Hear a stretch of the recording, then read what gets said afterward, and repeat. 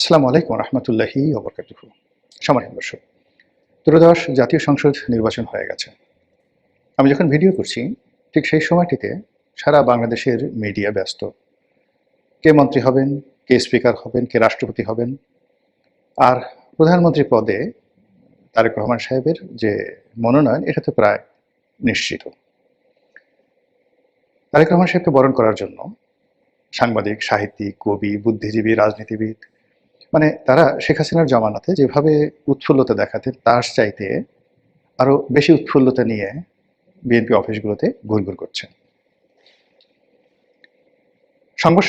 বিএনপির সংবাদ সম্মেলনে নতুন কিছু ফারজানা রূপা, নতুন কিছু মোজাম্মেল বাবু, অর্থাৎ পোষ্য যে সাংবাদিক ছিলেন, যাদের অবশ্য কোয়ালিটি ছিল, লেখাপড়া ছিল। মোজাম্মেল বাবু বুয়েটের ছাত্র ছিলেন, কিন্তু এই জমানাতে ঠিক মোজাম্মেল বাবু নম্বর 2, ফারজানা ভার্সন 2 যেভাবে বিএনপি অফিসগুলোতে ঘুরপাক খাচ্ছে, হুমড়ি খেয়ে পড়েছে, তাতে করে বিএনপিকে এবং তারেক রহমান সাহেবকে ডুবানোর জন্য জামাতেরও দরকার হবে না, আওয়ামী লীগেরও দরকার হবে না। এই সাংবাদিকরাই মোটামুটি মাশাল্লাহ কিল্লাফাতে করে দিতে পারবে। যা বলছিলাম যে যখন আমরা কোনো একটা বিষয় নিয়ে খুব অতিরিক্ত কনফিডেন্স দেখাই, বিধাতা অলক্ষ্যে হাসেন। এবং এটা কখনো কখনো অতি ক্ষুদ্র বিষয় নিয়ে আল্লাহ রাব্বুল আলামিনের দরবারে যে কী সব কাণ্ড ঘটনা ঘটে যায়, সেটা আপনাকে জাস্ট একটা আমার নিজের ব্যক্তিগত জীবন এর একটা উদাহরণ দেই। প্রথমত আমি আমার নিজের জীবনে যা কিছু পেয়েছি, প্রাপ্তি কম নয়, একেবারে কম নয়। এটা এমনি এমনি এসে গেছে। আমি শুধু কাজ করে গেছি আর আমার প্রাপ্তিগুলো আমার পেছনে পেছনে এসেছে। কখনো ক্ষমতা, টাকা বা অন্য কোনো কিছুর জন্য কোনো কারো পেছনে ঘুরতে হয়নি, দালালি করতে হয়নি। এমনি এমনি এসে গেছে। শুধু মেহনত করে গেছি। আর কিছু কিছু বিষয় লোভ করেছি, পাওয়ার চেষ্টা করেছি। সেই জায়গাগুলো কখনই আমার জীবনে আসেনি, হয়নি। তো এটা মনে করেন যে ২০০১ সন পর্যন্ত আমার জীবনের এরকম অবস্থা চলছে। ২০০১ সন থেকে আমি বুঝে গেছি যে পার্সু করে, কোনো কিছুর পেছনে ছুটে, দালালি করে অন্তত সবার হলেও আমার কোনো কিছু হবে না। আমার যা কিছু প্রাপ্তি সেটা অর্থবিত্ত, ক্ষমতা যা কিছু এটা এমনি এমনি আমার পিছে পিছে চলে আসবে। আওয়ামী লীগের মনোনয়ন পেয়েছি, বিশ্বাস করেন আমাকে ডেকে নিয়ে মনোনয়ন দিয়েছে। বিএনপির মনোনয়ন পেয়েছি, ডেকে নিয়ে মনোনয়ন দিয়েছে। আওয়ামী লীগ থেকে সরে এসেছি, কেউ বের করে দেয়নি। আবার বিএনপির এইবারের মনোনয়ন চাওয়াতে দূরের কথা, বরং যারা বিএনপির হাইকমান্ড থেকে মনোনয়ন নিয়ে ইলেকশন করার জন্য প্রস্তাব করেছিল, কেন জানি আমার মন টানলো না, আমি না করে দিলাম যে আমি এর মধ্যে নেই। আমার নির্বাচন এলাকায় নির্বাচন হলো, দুজন প্রার্থী নুরুল হক নুরু, হাসান মামুন, দুজনেই আমার স্নেহধন্য। তারা টেলিফোন করেছেন, অন্যান্য জামাতের প্রার্থী অন্যান্য সবাই টেলিফোন করেছেন। সবাই বলল যে আপনি আসুন, সমর্থন দরকার নেই, আপনি নির্বাচনী এলাকায় আসুন। কিন্তু আসলে কখনই আমার সেই আগ্রহ হয় না। আমি সেই ২০১৮ সনে চলে এসেছি, আর ২০১৮ সনের পরে নির্বাচনী এলাকায় যাইনি। কিন্তু এলাকার যেকোনো সমস্যা, যেকোনো মানুষ প্রয়োজনে আমার কাছে আসলে আমি রেসপন্ড করেছি এবং এখনো করে যাচ্ছি, এবং যতদিন জীবিত থাকবো আমার যতটুকু সামর্থ্য আছে সেই সামর্থ্য নিয়ে আমি আমার এলাকাবাসীর সঙ্গে থাকবো। তো এই কথাগুলো বললাম এই কারণে যে নিয়তি এমন একটা বিষয় যে এটি মানুষের তকদিরের সঙ্গে যে কিভাবে খেলে তার একটি উদাহরণ আপনাদেরকে দেই। অনেক সময় বোঝা যায়। একবার আমি যখন ব্যবসা আমার খুব তুঙ্গে, খুব বড় একটা গ্রুপ অফ কোম্পানিজের ব্যবসা বাণিজ্য করি। তো ব্যবসা আমাকে আল্লাহ রাব্বুল আলামিন দেন, কিন্তু আমি আল্লাহকে বাদ দিয়ে আমার মাঝে মধ্যে আমি করি কি, ওই কোম্পানির মালিক, কর্মচারী তাদের প্রতি অতিরিক্ত ভক্তি দেখাই, শ্রদ্ধা দেখাই। তো এটা আসলে আমার যে ইবাদত বা বন্দিকে, আমার যে আমল তার সঙ্গে যায় না। তো একবার রোজার সামনে আমি নিয়ত করলাম যে আমি এবার উমরা করতে যাব। কিন্তু এমন সময় ওই একই কোম্পানির একটা খুব বড় ব্যবসা এসে গেল। তখন আমি সিদ্ধান্ত নিলাম যে আমি এবার আর উমরাটা করব না, ১৫ দিন পরে করি, ১ মাস পরে করি। আমি ব্যবসাটা সুন্দরভাবে হ্যান্ডেল করার জন্য প্রস্তুতি নিলাম। কিন্তু শেষ মুহূর্তে, যেটা একেবারে শতভাগ নিশ্চিত ব্যবসা, একেবারে শতভাগ দীর্ঘদিন ধরে ওই কোম্পানির সবার সঙ্গে পারিবারিক সম্পর্ক, কিন্তু সেই ব্যবসাটা হলো না।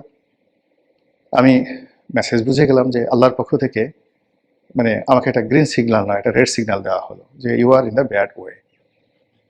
তো যাই হোক, আমি সেই কোম্পানির অফিসে গেলাম এবং সিদ্ধান্ত নিলাম আমি উমরা করতে যাব।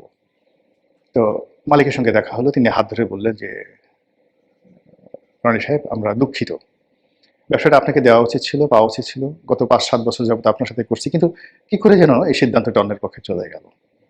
তাই বললাম যে ভাই আপনার কোনো দোষ নেই, কোনো দোষ নেই, দোষ আমার। তো বললেন কেন কেন কেন?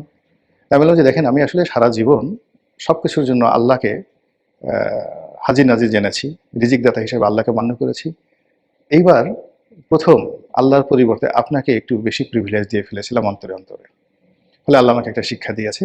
তার ওখান থেকে সালাম করে, মানে সালাম দিয়ে আমি উমরা করতে চলে গেলাম। তো অবাক করার বিষয় হলো যে সেই মালিক, তখন আমি যে কথা বলছি, তিনি অনেক বড় ব্যবসায়ী ছিলেন। আমি তখন সবেমাত্র শুরু করেছি। কিন্তু পথ পরিক্রমায় আল্লাহ আমাকে এমন একটা জায়গাতে নিয়ে এসেছেন যে সেই মালিক তিনি মারা গেছেন। তার সন্তান সন্ততিরা ঠিক মনে করেন যে, ইস! আমরা যদি একটু গোলাম মোল্লা রনি হতে পারতাম। তো এই হলো দুনিয়ার অবস্থা। তো সেক্ষেত্রে আল্লাহর একটা প্ল্যান থাকে। রাজনীতির একটা প্ল্যান আছে। এই ধরুন তারেক রহমান সাহেবকে নিয়ে আল্লাহর যে একটা প্ল্যান ছিল, এটা শেখ হাসিনা বুঝতে পারেননি। কিংবা ডক্টর মোহাম্মদ ইউনূসকে নিয়ে আল্লাহ রাব্বুল আলামিনের যে প্ল্যান ছিল, সেটা শেখ হাসিনা বুঝতে পারেনি। এমনকি শেখ হাসিনাকে নিয়ে আল্লাহর যে প্ল্যান, এটাও তিনি বুঝতে পারেননি। আরো অবাক করার ব্যাপার হলো, আগামীতে শেখ হাসিনাকে নিয়ে যে প্ল্যান, সেটাও আমরা বুঝতে পারছি না। এভাবে সমাজে অনেক কিছু মিরাকেল ঘটে। আর এই কথাগুলো বললাম মূলত জামাতকে নিয়ে। জামাত ক্ষমতায় যাওয়ার একেবারে উদগ্র বাসনা তারা পোষণ করেছিল। তারা সর্বশক্তি নিয়োগ করেছিল এবং এমন একটা ভাইব তৈরি করে ফেলেছিল, সেই ভাইবের কারণে তারা শুধু ক্ষমতায় আসবে না, তারা ক্ষমতায় আসলে বাংলাদেশে কি কি হবে, কোথায় কোথায় কোন পরিবর্তন হবে, এই বিষয়গুলো নিয়ে সমাজে রীতিমতো ভীতি ছড়িয়ে পড়েছিল। কিন্তু ব্যক্তিগতভাবে আমার কাছে কখনোই মনে হয়নি জামাত ক্ষমতায় যেতে পারবে, বিভিন্ন কারণে। প্রথমত যে গত সেই 2009 থেকে আজ অবধি, কিংবা তারও আগে সেই 1986 যখন আমার সাংবাদিকতার জীবন শুরু, তখন থেকে জামাতকে চিনি, ঘনিষ্ঠভাবে চিনি। জামাতের বহু নেতা, তাদের সঙ্গে একান্তভাবে মেলামেশা করার সুযোগ হয়েছে। ওই দলটিকে বোঝার ক্ষমতা হয়েছে।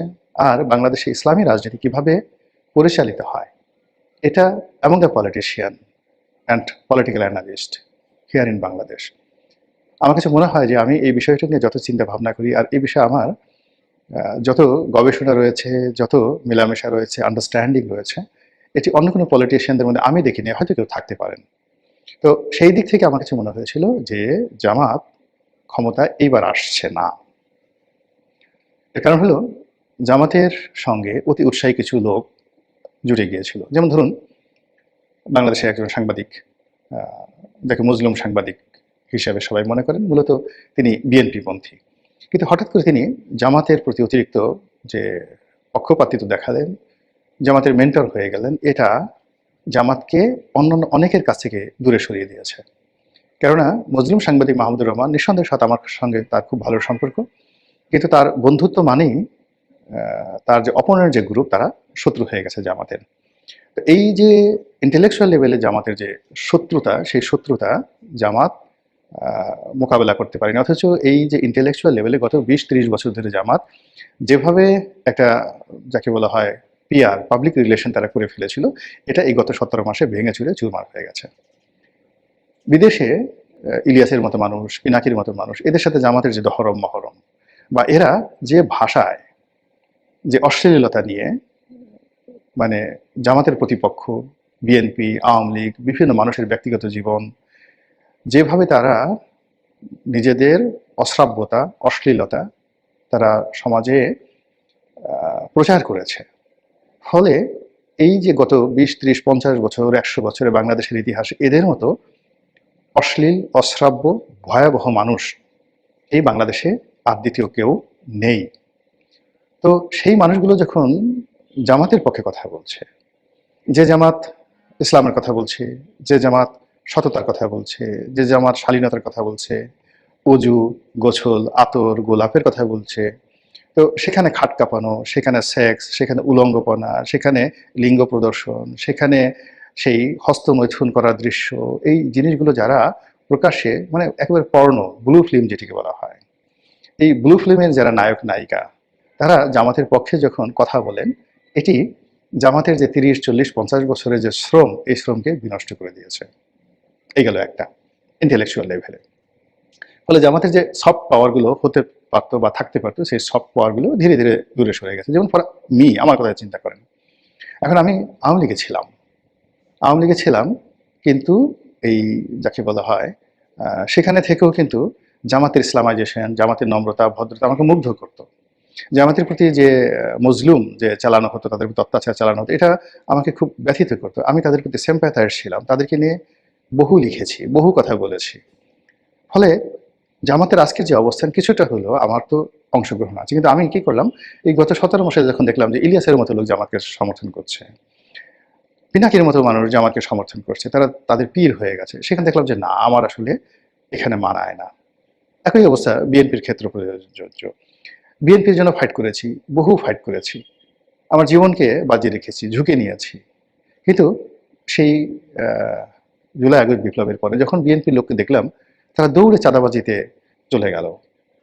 এবং তাদের অনেকের যারা আমার অফিসে আসতেন আমার সঙ্গে একটু কথা বলার জন্য, দেখা করার জন্য দিনের পর দিন অ্যাপয়েন্টমেন্ট নিয়ে আসতেন যে ভাই রনি ভাই একটু দেখা করবো, একটা টেলিফোন করে দেন, ওটা করে দেন। বড় বড় মানুষ, এখন তাদের হয়তো সবাই মন্ত্রী হবেন, আমি যাদের কথা বলছি। এই মানুষগুলো গত ১৭ মাসে দেখে, হাতে গোনা দুই একজন ছাড়া সবাইকে দেখে আমার খুব অচেনা মনে হলো। আমার সঙ্গে তাদের যে পরিচয় ছিল, একথা বলতে আমার এখন ভয় লাগছে। এ সমস্ত ক্ষেত্রে কি হলো, আস্তে করে নিজের মান সম্মান নিয়ে এদের থেকে আলাদা হয়ে গেলাম, যেভাবে জামা থেকে আলাদা হয়ে গেছি। আপনার কি মনে হয়, এই আমি বা আমার মতো এরকম যদি শত শত মানুষ, হাজার হাজার মানুষ, যারা মানুষের মন এবং মস্তিষ্কের উপর প্রভাব রাখতে পারে, প্রচার করতে পারে, একটা ন্যারেটিভ তৈরি করতে পারে, কখনো পক্ষে বা বিপক্ষে, এই মানুষগুলো গত ১৭ মাসে জামাত থেকে সরে পড়েছে। তো সরে পড়ার পরেও তারা ডাকসু নির্বাচন বা এই নির্বাচনে ভীষণ রকম, যাকে বলা হয়, তারা যে সফলতা দেখিয়েছে, ভোটের মাঠে তারা যেভাবে সাহস নিয়ে দাঁড়িয়েছে, এটি রীতিমতো আমার কাছে বিস্ময়কর।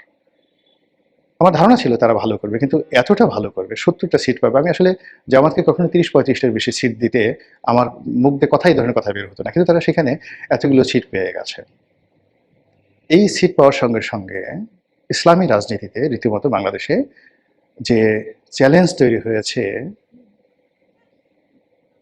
মানে বিএনপির জন্য চ্যালেঞ্জ তৈরি হয়েছে আওয়ামী লীগের জন্য। সেই ক্ষেত্রে যে স্পেসটা তৈরি হয়ে গেছে ইসলামী রাজনীতির জন্য, আপনি দেখবেন এই চরমোনাই থেকে শুরু করানো সবাই, তাদেরকে ইচ্ছাই হোক অনিচ্ছাই হোক জামাতের নেতৃত্বে আসতেই হবে। ২ নম্বর হলো যে এই যে জামাত এই সময়টাতে তারা বুঝতে পেরেছে যে গত ১৭ মাসে তাদের যে সকল নেতারা তাফালিং করেছে, রাজশাহী বিশ্ববিদ্যালয়, ঢাকা বিশ্ববিদ্যালয় যে দাপট দেখিয়েছে, ঢাকা কলেজে তাদের নেতাকর্মীরা যে দাপট দেখেছে, এটা তাদের ভুল ছিল। এবং এই সময়টাতে আগামী ৬-৭ মাস, ১ বছর জামাতের উপর যথেষ্ট অত্যাচার চলবে, এটা লিখে রাখেন। এবং জামাত সেটা কাটিয়ে উঠবে, এবং এই তারা যতবার আবার অত্যাচারিত হবে, মজলুম হবে, তাদের জনপ্রিয়তা বাড়তে থাকবে, এবং আগামীতে যে নির্বাচন হবে সেই নির্বাচনে জামাত ক্ষমতায় যাওয়ার জন্য তারা ক্ষমতার দৌড়ে ১ নম্বরে এগিয়ে থাকবে, এতে কোনো সন্দেহ নাই। এবং আগে বিএনপির সাথে জামাত জোট করত, বা আওয়ামী লীগের সঙ্গে তারা জোট করেছে ইতিপূর্বে, বা জাতীয় পার্টির দাবিদারি করেছে। দ্য ডেট ইজ কামিং যখন দেখবেন যে জামাত প্রাইম ফ্যাক্টর থাকবে, তাদের সঙ্গে বিএনপি অথবা আওয়ামী লীগ তারা জোট করবে, এখন যেভাবে জামাতের সঙ্গে এনসিপি জোট করেছে। কথাগুলো বললাম, লিখে রাখেন, ডেট। বাঁচি বা মরি, আমার কাছে মনে হচ্ছে আল্লাহ রাব্বুল আলামিন হয়তো বাঙালি জাতিকে নিয়ে একটা নিদারুণ খেলা খেলছেন। আল্লাহ আমাদের সবাইকে হেদায়েত দান করুন এবং হেফাজত করুন। আসসালামু আলাইকুম ওয়া রাহমাতুল্লাহি ওয়া বারাকাতুহু।